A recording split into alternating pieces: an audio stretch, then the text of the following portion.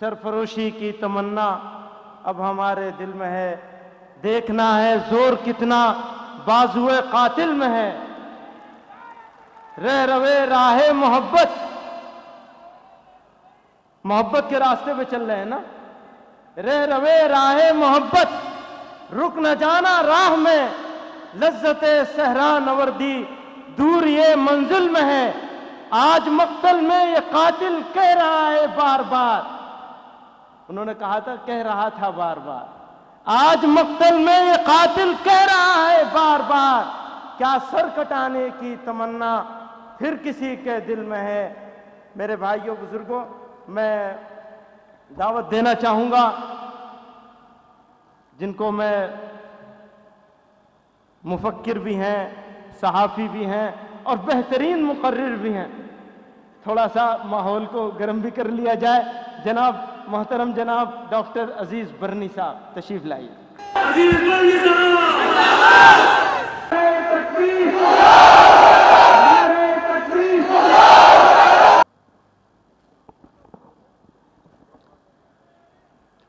جناب صدر قاری محمد عثمان صاحب، اسٹیج پر تشریف فرما معزز مقررین، عالی جناب سوامی اگنیویش صاحب، بھائی محمود مدنی صاحب، مولانا قلب صادق صاحب، بھائی مہیش بھٹ صاحب، علماء اکرام، معزز حضرات، السلام علیکم۔ اسٹیج پر تشریف فرما تمام معزز مقررین سے معذرت کے ساتھ یہ عرض کرنا چاہتا ہوں کہ میں نے چند نام صرف اس فکر کے ساتھ لیے کہ میں جانتا ہوں کہ صرف وہ لاکھوں کا مجمع ہی یہاں اس تقریر کو نہیں سن رہا ہے اور دیکھ رہا ہے، بلکہ ٹیلی ویژن چینل کے معرفت کل ہندوستان آج کشمیر کانفرنس کو دیکھ رہا ہے اور محسوس کر رہا ہے۔ میں نے صدر محترم کے بعد سب سے پہلے نام لیا سوامی اگنیویش جی کا، یہ سوچتے ہوئے کہ ملک کی 80% آبادی کو آپ کے نام کے حوالے سے مخاطب کر رہا ہوں۔ آج کی اس کانفرنس کے روح رواں ہیں اور ہندوستان کی ایک دوسری بڑی آبادی کی نمائندگی کرتے ہیں مولانا محمود مدنی صاحب، اس لیے ان کا میں نے نام لیا۔ مہیش بھٹ صاحب کا میں نے دانشتہ نام لیا، جنہیں یکساں دونوں فرقے اپنے اپنے ساتھ جوڑ سکتے ہیں، اور ایسی فکر کی آج ہندوستان کو ضرورت ہے جس میں مہیش بھٹ بھی نظر آئے اور ان کی آواز میں ان کی ماں شیرین کی آواز بھی نظر آئے۔ میں ان کے جذبے کو سلام کرتا ہوں۔ کشمیر بھارت کا اٹوٹ انگ ہے، مگر ایک سوال، پورا بھارت کا اٹوٹ انگ ہے، کیا بھارت کی تمام ریاستوں کی سرحدوں پر اسی طرح ہم نے فوج تعینات کر رکھی ہے جس طرح ہم نے کشمیر کی سرحدوں پر تعینات کر رکھی ہے؟ اگر نہیں تو کوئی وجہ ہے جس کی وجہ سے ہم مانتے ہیں کہ کشمیر میں فوجوں کی ضرورت ہے، یعنی وہ اس طرح اٹوٹ انگ نہیں ہے جس طرح سارے بھارت کی ریاستیں بھارت کا اٹوٹ انگ ہیں۔ حکومت ہند کو یہی سوچنا ہوگا کہ اگر کشمیر بھارت کا اٹوٹ انگ ہے تو وہاں سے تمام فوجوں کو واپس بلا لینا چاہیے، اور اگر وہ محسوس کرتے ہیں کہ اس کے بغیر ممکن نہیں ہے کشمیر کو اپنے ساتھ جوڑے رکھنا، تب پھر یاد کرنا ہوگا 1947 14 اگست کو تقسیم ہند کے دوران جو واقعات پیش آئے تھے، طے ہو گیا تھا اسی وقت کہ کسے ہندوستان کے ساتھ رہنا ہے، کسے پاکستان کے ساتھ شامل ہونا ہے، जैसा कि प्रोपेगंडा है, लफ्ज प्रोपेगंडा जानबूझकर इस्तेमाल कर रहा हूं कि ये मुल्क तकसीम हुआ था, दो कौमी नजरिए के तहत पाकिस्तान बना था मुसलमानों के लिए और हिंदुस्तान रह गया था हिंदू हजरात के लिए। कश्मीर इस दावे को झूठा साबित करता है। कश्मीर उस वक्त भी सरहदी सूबा था, 80% से ज्यादा उस वक्त भी मुसलमान वहां बसते थे। अगर ये दो कौमी नजरिए के तहत होने वाली तकसीम थी तो 80% से ज्यादा मुसलमान आबादी वाली रियासत उसी वक्त कश्मीर को पाकिस्तान के साथ शामिल करने का फैसला कर लेती। अगर उन्होंने नहीं किया तो इसकी दो वजह हो सकती हैं, या तो वो हिंदुस्तान से कहीं ज्यादा प्यार करते थे, पाकिस्तान के मुकाबले हिंदुस्तान को तरजीह देते थे, मोहम्मद अली जिन्ना के मुकाबले पंडित जवाहरलाल नेहरू जो खुद कश्मीरी थे उन पर ज्यादा भरोसा करते थे, या दूसरी वजह ये हो सकती है कि ये दावा झूठा है कि तकसीम हिंद दो कौमी नजरिए के तहत हुई थी, हिंदुओं के लिए अलग मुल्क और मुसलमानों के लिए अलग मुल्क। तारीख के दामन में छुपी सच्चाइयों पर जब हम नजर डालते हैं तो हमें यह भी इल्म हो जाता है कि कश्मीरियों की जहनियत ये है कि पाकिस्तान मुसलमानों की अक्सरियत वाला सूबा था। ये तकसीम लॉर्ड माउंटबेटन के जरिए जो उस वक्त ऐलान की गई थी, अगर उसकी बुनियाद यही थी तो एक हकीकत यह भी थी कि कश्मीर पर चंद कबाइलियों ने हमला कर दिया था और इस हमले के पीछे पाकिस्तान की साजिश को शुमार किया गया था, तस्लीम किया गया था। यानी आज मैं हुकूमत हिंद को ये तारीखी वाकया याद दिलाकर कहना चाहता हूं कि कश्मीरियों का मिजाज क्या है ये हमें समझ लेना चाहिए। अगर उन्होंने कबाइलियों की जोर जबरदस्ती को बर्दाश्त कर लिया होता तो पाकिस्तान के साथ उसी वक्त शामिल होने का ऐलान कर देते। कश्मीर जोर जबरदस्ती से नहीं, मोहब्बत और प्यार से फैसले करता है, हमें गौर करना होगा।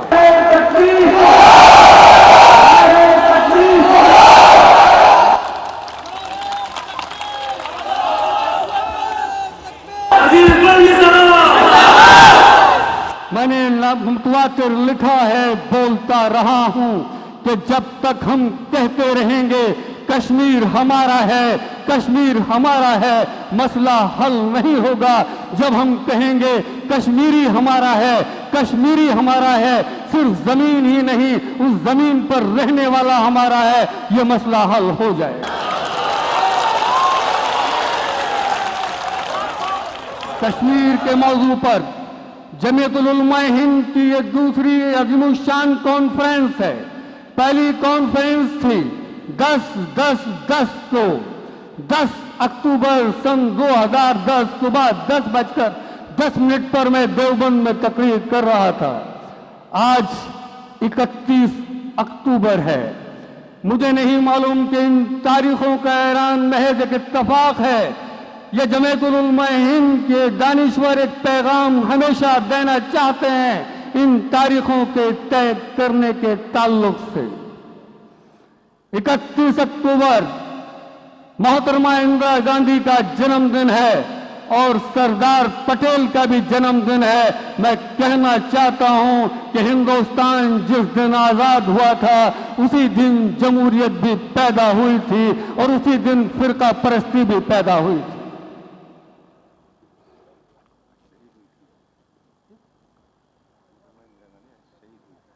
हाँ, मुझे करेक्ट किया नियाज अहमद फारूकी साहब ने, मैं उनका शुक्रगुजार हूं कि शहीद हुई थी मोहतरमा इंदिरा गांधी, और शायद मेरे इस जुमले को और ज्यादा वजन दे दिया नियाज अहमद फारूकी साहब ने कि सरदार पटेल जिस दिन पैदा हुए थे उस दिन श्रीमती इंदिरा गांधी ने दम तोड़ लिया था। अब मैं अपने जुमले को बदल कर इस तरह कह सकता हूं, जिस दिन फिरका परस्ती ने जन्म लिया था जमहूरियत ने दम तोड़ लिया था।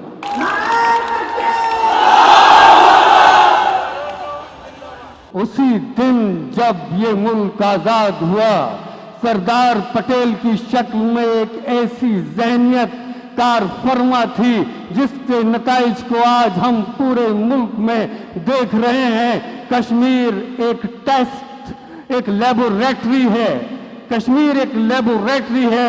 जिस तरह गुजरात को एक लिटमस टेस्ट और एक लेबोरेटरी की तरह देखा गया था, उसी दिन फिरका परस्त जहनियत ने ये तय कर लिया था कि कश्मीर को हम, जहां मुसलमानों की अक्सरियत है, वहां से जब डोगरा और पंडित उस रियासत को छोड़ देंगे तो कश्मीरियों पर यानी मुसलमानों पर फिरका परस्ती का इल्जाम लगाएंगे और उसके बाद कश्मीर को दहशतगर्द साबित करके पूरे हिंदुस्तान के मुसलमानों को दहशतगर्दी से जोड़ देंगे।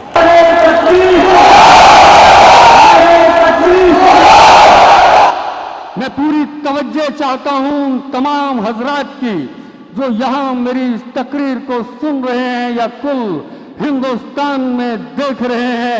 मैं उनसे बहुत मौदबाना अंदाज में ये दरख्वास्त करना चाहता हूं कि अगर कश्मीर सिर्फ इसलिए निशाना है कि कश्मीर सिर्फ कश्मीर को अपना मानते हैं, दीगर हिंदुस्तान के लोगों को जमीन खरीद कर बस जाने की इजाजत देना पसंद नहीं करते हैं, तो फिर उठाकर देखें आमची मुंबई भी मराठा का नारा देने वाले भी इसी हिंदुस्तान की रियासत में रहते हैं। वो अपनी जबान को इस दर्जा फौकियत देते हैं कि हिंदुस्तान की कौमी जबान हिंदी वहां की असेंबली में बेइज्जत होती है। एक एमएलए जब हलफ लेता है कौमी जबान में तो इस हिंदुस्तान की एक रियासत में वहां उसको बेइज्जत किया जाता है। मैं जानना चाहता हूं कश्मीर से कितने ऐसे टैक्सी ड्राइवर्स को, कितने ऐसे घूमने जाने के लिए सैलानियों को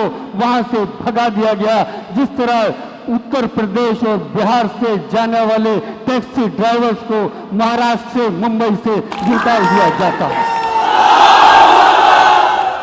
ये फौज जो हमने तैनात की हुई है कश्मीर की सरहदों पर, इस नाते कि वो उस तरह हिंदुस्तान के कानून को नहीं मानते हैं जिस तरह के उनको मानना चाहिए, तो मैं आज बाआवाज़े बुलंद ये कहना चाहता हूं कि महाराष्ट्र के अंदर एक आतंक सेना ऐसी भी है जो हिंदुस्तान के कानून को उसी तरह नहीं मानती है जिस तरह हिंदुस्तान की दीगर रियासतें मानती हैं। क्या हमें वही फौज जो अली शाह गिलानी के दरवाजे पर तैनात रहती है, मैं उनके नजरियात की हिमायत नहीं करता, मगर जब तक वो सरजमीन हिंद पर रहते हैं मैं हुकूक इंसानी के तहत ये बात कहने की इजाजत चाहता हूं कि राज ठाकरे और बाल ठाकरे के दरवाजे पर उसी तरह वो फौज तैनात क्यों नहीं है, उन्हें अपने घरों में इसी तरह नजरबंद क्यों नहीं किया जाता है।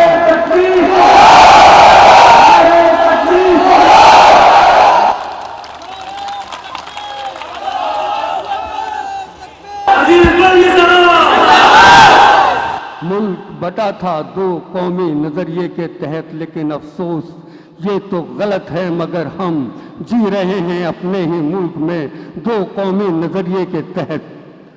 मैं फिर ये कहना चाहता हूं सरजमीन हिंद पर अगर इस मुल्क से सबसे ज्यादा मोहब्बत करने वाली कोई कौम है तो वो कश्मीरी है, वो कश्मीरी है। ये जोशो जज्बात में नहीं कह रहा हूँ, मुसलमान हूँ इसलिए नहीं कह रहा हूँ, उर्दू जर्नलिस्ट हूँ इसलिए नहीं कह रहा हूँ। हकीकत और तारीख इस बात की गवाह है, जब हिंदुस्तान तकसीम वतन के हालात से दो चार था, जब मुल्क के दो टुकड़े हो रहे थे, पंजाब से आने वाली रेलगाड़ियों में हिंदुओं की लाशें होती थी, दिल्ली की गलियों में मुसलमानों को कुत्ते और बिल्ली की तरह काट कर फेंक दिया गया था। उसी वक्त की तारीख को लिखते हैं मौलाना अबुल कलाम आजाद अपनी किताब इंडियाज मीन्स फ्रीडम में। कोई तारीख बताए क्या कश्मीर में उसी तरह डोगराओं और पंडितों का उस वक्त कत्ल कर दिया गया था? अगर नहीं, उस वक्त उन्होंने महफूज रखा था कश्मीरी पंडितों को भी, कश्मीरी डोगराओं को भी। जब सारा मुल्क इस फिरका परस्ती के आलम में था तो आज हमें अपने गिरेबान में झांक कर देखना होगा वजह क्या है कि वक्त गुजरते गुजरते उनके हाथों में तलवारें आ गई। 6 दिसंबर 1992 के बाद एक बार फिर मुल्क फिरका परस्ती के आलम में था।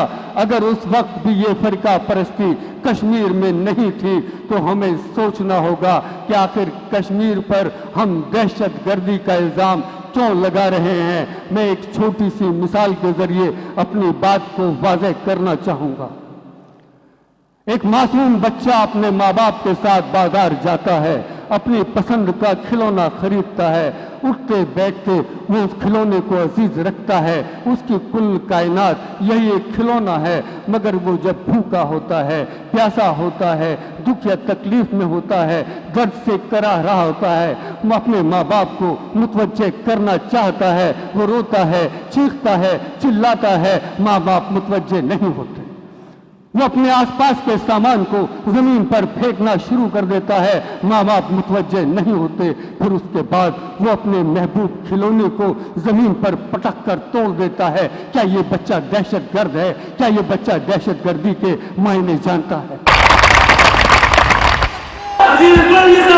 दुनिया की जन्नत कश्मीर में रहने वाले अगर अपने हाथों से उसे जहन्नम के शोलों में भड़काने के लिए मजबूर हो गए तो हमें अपने गिरेबान में झांक कर देखना होगा। हमें समझना होगा हमारी औलादें जो हमसे पैदा हैं, जिनकी हम परवरिश करते हैं, जिनकी मामूली सी तकलीफ पर हम परेशान हो जाते हैं, जब हम उनके जज्बात का ख्याल नहीं रखते, जब हम उनकी ख्वाहिशात का ख्याल नहीं रखते, जब हम उनकी जायज़ मुतालबात को तस्लीम नहीं करते, वो बागी हो जाते हैं, घर से जुदा हो जाते हैं, घर छोड़ देते हैं, जंगलों में जाकर बस जाते हैं। हम उनकी जहनीत को अगर समझना शुरू कर देंगे तो कश्मीर की जहनीत हम अपने आप समझने लगेंगे।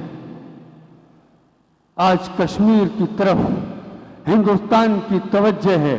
मैं इस बात के लिए मुबारकबाद पेश करता हूँ एक बार फिर जमीयतुल उलमा हिंद को।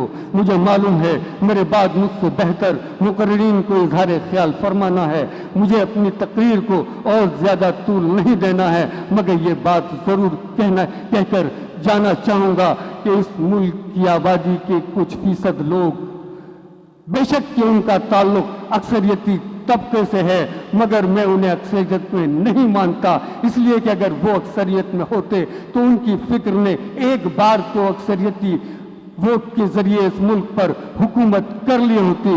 बार बार ये कहते हैं कि कश्मीर की को एक अलग रियासत की तरह क्यों देखा जाए। मेरे पास वो तमाम वाक़यात की तफसील मौजूद है।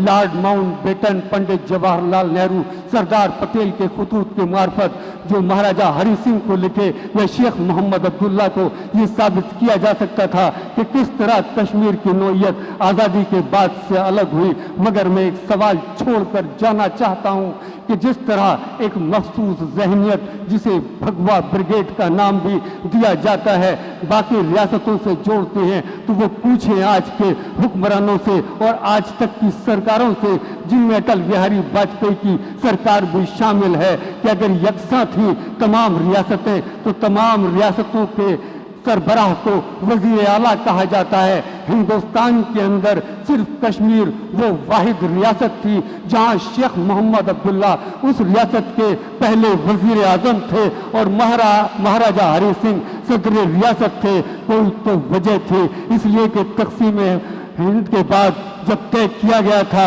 और ये फैसला किया था कश्मीरियों ने, चूंकि कबाइलियों ने उन पर हमला कर दिया था, हिंदुस्तान से तहफ़्फ़ुज़ चाहते थे, उस वक्त तय हुआ था कि जब तक कश्मीर के हालात दुरुस्त नहीं होते और कश्मीरी खुद ये फैसला नहीं कर पाते कि उन्हें किस सिमत में जाना है, तब तक 3 बातें कम से कम हिंदुस्तान की तरफ से हिंदुस्तान की जिम्मेदारी में होंगी। सिक्का हिंदुस्तान का चलेगा, डिफेंस की जिम्मेदारी हिंदुस्तान की होगी और डिफेंस की जिम्मेदारी हिंदुस्तान की होगी। आज ये देखना होगा कि क्या इन बातों के अलावा वो वक्त आ गया है जब वो तमाम निज़ाम हम उनके साथ, उनके बाकी हिंदुस्तान के साथ शामिल करके देखें। और एक आखिरी बात कि हमारे लिए सिर्फ कश्मीर का वो हिस्सा ही अटूट भारत का अंग नहीं है जिसे हम अपना कश्मीर कहते हैं। ہمارے لیے کشمیر کا وہ حصہ بھی جسے متنازع کشمیر کہتے ہیں بھارت کا اٹوٹ انگ ہے۔ ان کشمیریوں کی محبت، ہم ہندوستانی مسلمانوں کی محبت اس وقت دیکھنا جب آپ جنگ کریں اس کشمیر میں تعینات فوج سے، اس پاکستان کے مقبوضہ کشمیر میں نہ جانے کتنے ویر عبدالحمید کھڑے ہو جائیں گے پھر اپنی جان ہتھیلی پر لے کر، لیکن وہ گولیاں جو اس سینے پر چلنی ہے خدا را کشمیریوں کے سینے پر نہ چلائیں۔ انہی باتوں کے ساتھ میں اجازت چاہتا ہوں۔ شکریہ، خدا حافظ، جے ہند۔